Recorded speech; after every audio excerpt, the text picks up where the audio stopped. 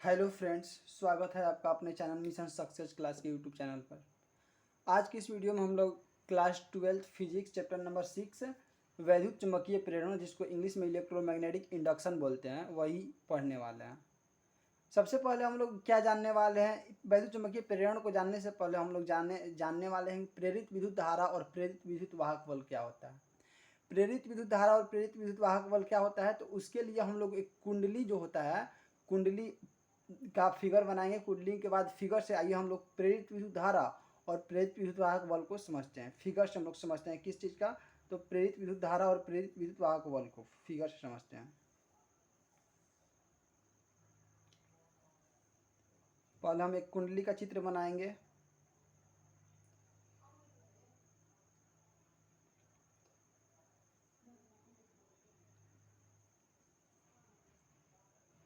ये हो गया हम लोग का कुंडली, और ये देखिए यहाँ पर हम एक चुंबक बनाएंगे।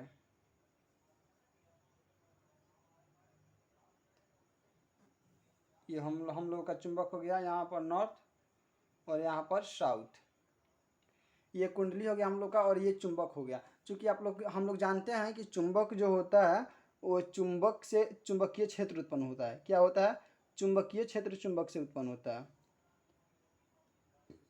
और चुंबकीय क्षेत्र उत्पन्न होता है तो चुंबकीय क्षेत्र से चुंबकीय बल रेखाएं निकलती हैं। क्या निकलती है? चुंबकीय बल रेखाएं। चुंबकीय बल रेखाएं निकलती हैं, तो चूंकि चुंबकीय बल रेखाएं, हाँ, चूंकि हम लोग जानते हैं, क्या जानते हैं कि चुंबकीय फ्लक्स किसे कहते हैं, तो चुंबकीय बल रेखाओं की संख्या। देखिए चुंबकीय बल रेखा यहाँ से निकल रही है हम लोग की। कहाँ से निकल रही है चुंबकीय बल रेखा? देखिए यहाँ से ऐसे गई, फिर यहाँ से ऐसे गई, यहाँ से ऐसे गई। ये चुंबकीय हम लोग को चुंबकीय बल रेखाएं जो ध्रुव से निकल रही है, ऐसे ऐसे ऐसे।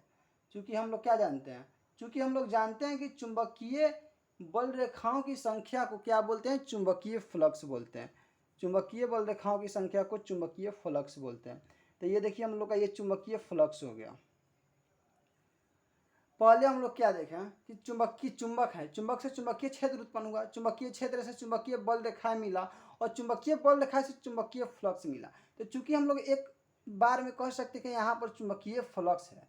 चुंबकीय फ्लक्स है, चूंकि हम इस चुंबकीय फ्लक्स को जब गति कराएंगे, जब यहाँ से मतलब आगे बढ़ाएंगे, फिर पीछे बढ़ाएंगे, आगे बढ़ाएंगे, पीछे बढ़ाएंगे, तो यहाँ पर जो दो चीज़ मिलेगा, क्या मिलेगा? एक विद्युत धारा मिलेगा,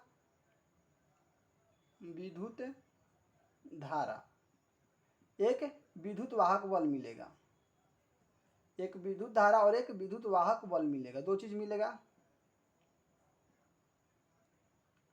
विद्युत धारा और विद्युत वाहक बल। तो हम लोग क्या बोलें कि इस चुंबकीय फ्लक्स को जब हम गति कराते हैं, जब हम आगे पीछे की ओर करते हैं, या जब हम परिवर्तन करते हैं, तो यहाँ पर दो चीज मिलता है, विद्युत धारा और विद्युत वाहक बल। और यही विद्युत धारा और विद्युत वाहक बल को प्रेरित विद्युत धारा और प्रेरित विद्युत वाहक बल कहते हैं। तो चूंकि आप लोग जान गए कि प्रेरित विद्युत धारा और प्रेरित विद्युत वाहक बल किसे कहते हैं, क्या इसे कहते हैं कि यदि हम किसी कुंडली के सामने किसी चुंबकीय फ्लक्स को गति कराएं या परिवर्तन करें, तो उससे जो विद्युत धारा और विद्युत वाहक बल मिलेगा, उसी विद्युत धारा एवं विद्युत वाहक बल को प्रेरित विद्युत धारा एवं प्रेरित विद्युत वाहक बल कहेंगे। तो आप लोग बता दिए रफ पर। इसको नोट्स कहाँ मिलेगा, तो नोट्स आइए हम दिखाते हैं, एकदम लिखा हुआ, उसी को आप लोग देखकर लिख लीजिएगा। या और पीडीएफ अगर आप कहिएगा तो इस नंबर पर आप हम मैसेज कीजिएगा, तो पीडीएफ भी दे सकते हैं। देखिए 9798690445, इस नंबर पर हम पीडीएफ भी डाल देंगे। अगर दिखाई देगा तो ठीक है, लेकिन पीडीएफ डाल देंगे, दिखाई तो देना चाहिए। देखिए पहले हम लोग क्या पा रहे हैं, फिगर बनाए हैं। फिगर आप जस्ट सेम ही फिगर है, और इसका जो कुंडली है, इसको हम बताए ही थे कि इसको प्रेरण और प्रेरक कहते हैं। प्रेरण और प्रेरक, चूंकि कुंडली को इंग्लिश में क्वाइल बोलते हैं। क्या बोलते हैं? क्वाइल। कुंडली को इंग्लिश में क्वाइल बोलते हैं। तो देखिए हम कुछ नहीं लिखे हैं ज़्यादा। क्वाइल, चुंबक के आगे पीछे जब करते हैं तो चुंबक मिलता है, तो चुंबकीय बल रेखाएं चुंबक से मिलती है, और चुंबकीय क्षेत्र मिलता है, चुंबकीय क्षेत्र है तो चुंबकीय बल रेखाएं मिलेगी। और चूंकि चुंबकीय बल रेखाओं की संख्या को चुंबकीय फ्लक्स कहते हैं, तो चुंबकीय फ्लक्स मिला, और चुंबकीय फ्लक्स के परिवर्तन से, मतलब कि उसको आगे पीछे बढ़ाएंगे, तो प्रेरित विद्युत धारा और प्रेरित विद्युत वाहक बल की प्राप्ति होगी।